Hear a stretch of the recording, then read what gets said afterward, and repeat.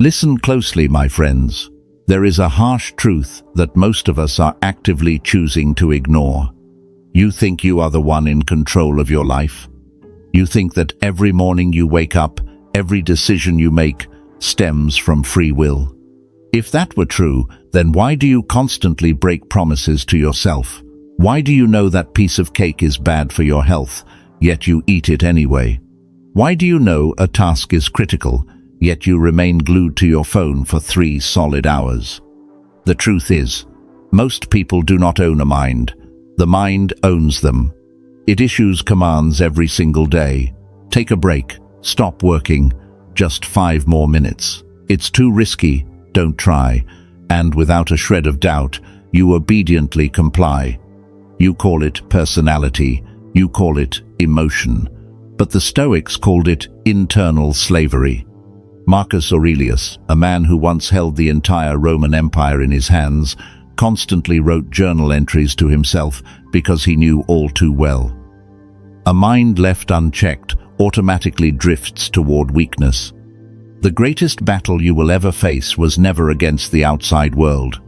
The real battle lies with the voice inside that constantly whispers, "Later." In this video, we are not going to talk about cheap motivation. We are not here to comfort each other. We are here to dismantle 7 psychological mechanisms, helping you transform your mind from a terrible master into a faithful servant. Lesson 1. Stop negotiating with yourself. Your mind possesses an ultimate weapon, and most of us lose the battle before we even realize we are under attack. That weapon is not force. That weapon is negotiation. It does not scream. It whispers. Doing it a little later won't kill anyone. You're tired today. You deserve a break.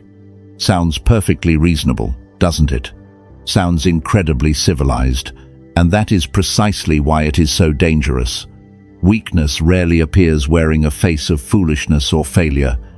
It disguises itself as logic. Every time you sit down at your desk and start hesitating, should I work now or check the news for a bit? You have already lost. The moment you allow the negotiation to take place, you hand over control to laziness. Imagine a general standing before his troops on the battlefield. When the war horn sounds the charge, the general turns to consult every soldier. Do you feel ready? The weather is a bit cold today. Should we push the battle to tomorrow? Such an army would be annihilated in an instant. Yet, that is exactly how you are operating your own life. You make a decision and then immediately turn around to ask your emotions for permission to see if they agree. The Stoic principle is simple. Once a decision has been made, the debate must end. Marcus Aurelius did not wake up every morning asking himself whether he felt like being an emperor. He woke up and reminded himself that he had a duty to fulfill. Ordinary people wait for motivation before they act. Disciplined people act first and let motivation chase after them later. When it is time to work, work. When it is time to train, train. No discussions, no explanations. Every time you act without debating, you send an ironclad signal to your subconscious. The order has been given. The discussion is over. Lesson 2. Separate yourself from immediate impulses. We live in an age where anger, fear, and craving are pulled like marionette strings every single second through rectangular screens. Most people react so quickly that they confuse their reactions with their actual identity. They feel anger, and they become the anger. They feel craving, and they become the craving. They feel fear, and they become the fear. Imagine standing on the bank of a raging river during a violent storm. That river is your emotions, murky, churning, and sweeping away everything in its path. An untrained mind immediately jumps straight into that river and gets carried away. But the Stoic chooses to stand on the shore. Human freedom does not lie in stopping the river from flowing, but in the space between the emotion arising and the action that follows. In modern psychology, This is known as non-judgmental awareness. Anger appears, observe it. It is nothing more than a surge of adrenaline coursing through your body. It is merely a visiting guest, not the master of the house. You have zero obligation to hand over the keys to a passing stranger. Whenever an impulse arises, it always demands urgency. Talk back right now, buy it now, keep scrolling. Why is it in such a rush? Because it knows that if you pause for just 5 seconds to observe it, its spell shatters, like a phantom, dissolving the moment you turn on the light. Next time craving or rage invades your mind, do not suppress it nor obey it. Sit down, look it dead in the eye, and say, "I see you, but I am the one who decides whether this hand moves or not." Lesson 3. Kill the addiction to immediate rewards. Look at how modern society operates. You press a button, and food is delivered to your doorstep. You scroll once, and dopamine floods your brain. You post a status, and hundreds of likes light up your screen. This world is actively training your mind to become an addict of instant gratification. And the consequence? You lose the capacity to endure anything that requires time. Your mind begins demanding, "Show me the results first, then I'll put in the effort." But the universe has never worked that way. True value, health, wisdom, fortitude, a rock-solid career all operate under the law of unseen accumulation. Look at a bamboo tree. For its first 4 years, it barely grows a few centimeters above the soil.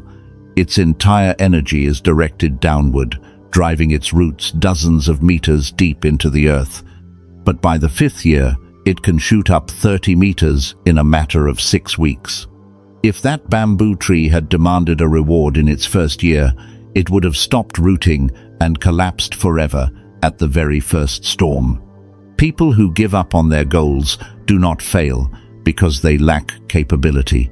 They give up because their minds cannot tolerate the period spent underground, that stretch of time where you work relentlessly every single day without recognition, without money, and without glory. The Stoic does not work for external validation. They shift their focus from "what do I get today" to "who did I become today?" When you work for your identity, you become invincible, because no one can strip away the internal forge you built for yourself.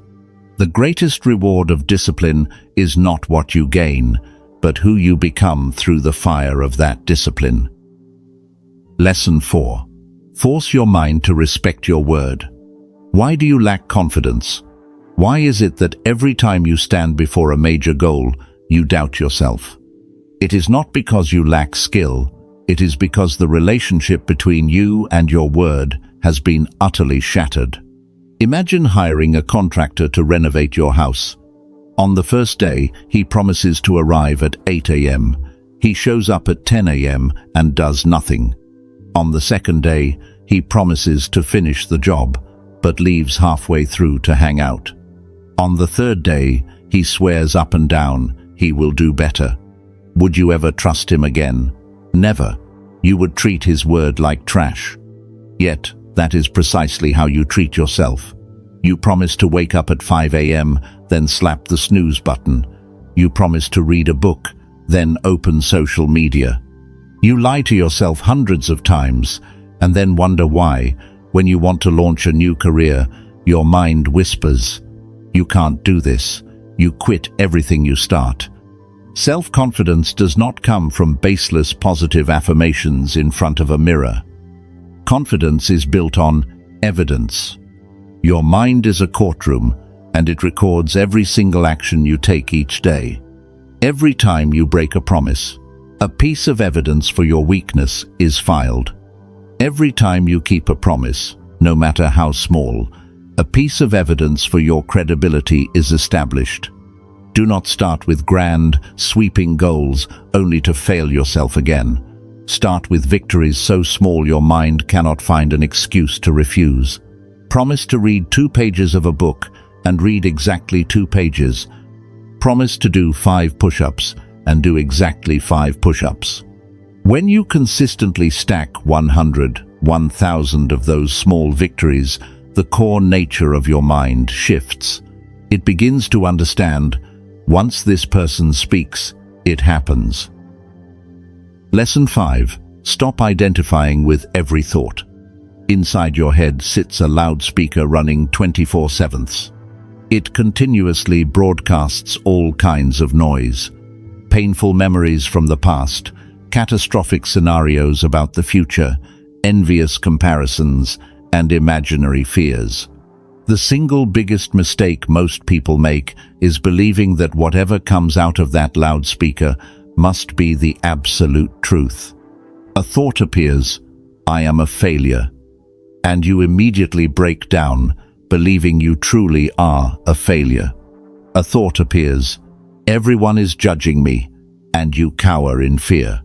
The philosopher Epictetus once said, "Men are disturbed not by things, but by the view which they take of them." Your thoughts are not reality. A thought is merely an assumption. It is like putting on a pair of dark sunglasses, looking out at the world, and complaining that it is pitch black. Take off the glasses. Whenever a negative thought arises, apply the Stoic audit process. Pause. Stop reacting immediately. Label. My mind is creating a fear scenario again. Challenge. What is the actual evidence for this thought? Is it real, or is it just a figment of my weakness? You are not the voice inside your head. You are the awareness listening to it.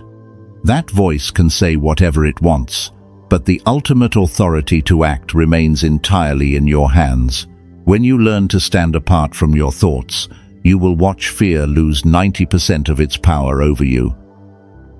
Lesson 6. Starve the voice of weakness. Inside every human being, two opposing forces constantly coexist. A force pulling upward, demanding responsibility, courage, growth, and discipline. A force pulling downward, demanding safety, comfort, avoidance, and surrender. The law of nature is extraordinarily simple. Whatever you feed will grow. Every time you dodge a difficult conversation, you throw a piece of meat to the beast of laziness. Every time you slap the snooze button to sleep in, you fuel the voice of weakness. Over time, that beast grows so massive that it completely drowns out the voice of courage. You ask how to extinguish that weak voice? It is painfully simple. Starve it. It craves comfort? Give it a challenge. It craves procrastination? Respond with immediate action. It craves complaining? Answer with silence and total accountability. Courage is not a default natural state. It is a muscle. If you do not condition it through the friction of daily life, it will atrophy. Do not wait until the fear vanishes before you act. The Stoic moves even while their legs are shaking, because they know a fundamental truth. Courage only appears after you step into the storm, never before. Lesson 7. Forge an identity that your mind cannot defeat. This is the final step. The decisive boundary separating someone who merely tries to practice discipline from someone who becomes discipline. Most people fail because they attempt to change their behavior without ever changing their identity. They say, "I am trying to read books," and their mind instantly counters, "Really? But you've always hated reading." And just like that, an endless internal tug-of-war begins, draining every drop of their willpower. Instead of saying, "I am trying," reframe your entire foundation. "I am a lifelong learner." When an action becomes fused with your identity, the internal struggle evaporates. A vegetarian does not wage a mental war every time they see a plate of meat, because their identity is clear. I am a vegetarian. A non-smoker does not rely on willpower to refuse a cigarette, because they simply think, I am not a smoker. Marcus Aurelius did not wrestle with himself every morning to act like a man of duty. He acted with responsibility because that was fundamentally who he was. Ask yourself, how would the person you want to become in 5 years handle this exact moment? Would that person lie in bed scrolling through their phone for 2 hours? Would that person blame their circumstances when facing a setback? Would that person quit simply because they felt a little tired? If the answer is no, then act like that person right now. Do not wait until you achieve success before you change your mindset. Carry the posture of a master while you are still working in the dark. Now, you hold the entire truth in your hands. This battle was never against the economy, your boss, your competitors, or your life circumstances. The only battle that has ever existed is the one between you and the laziness inside your mind. The mind is a wonderful servant, but a terrible master.